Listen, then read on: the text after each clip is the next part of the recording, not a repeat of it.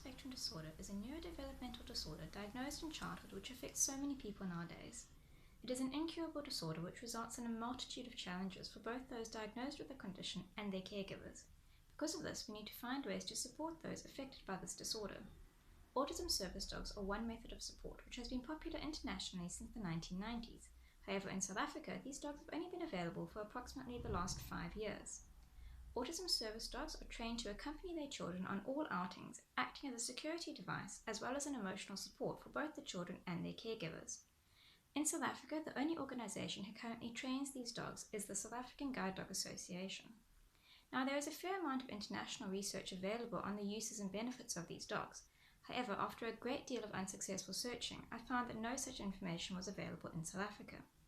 The research which I am conducting for my psychology master's thesis aims to provide a baseline for South African research on the uses, value, and accessibility of autism service dogs for the South African population.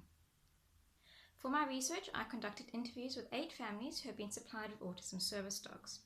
I then compared my findings to those of international studies to identify whether the results found internationally could be transferred to a South African population, taking into consideration the vast differences between South Africa and international countries.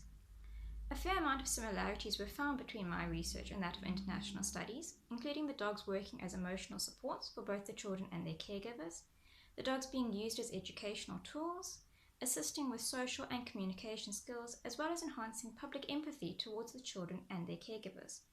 Unfortunately, in South Africa, it appears that the service dogs do not act as security devices, as was found internationally.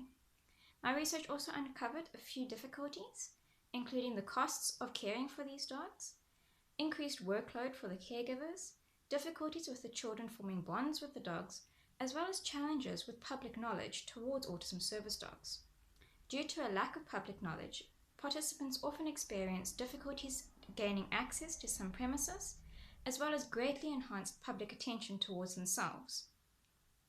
Now, my research found that autism service dogs are definitely beneficial to both autistic children and their caregivers. However, there is a great need for increased public knowledge towards these autism service dogs. Thank you for listening, and I hope you enjoyed hearing about my research as much as I enjoyed conducting it.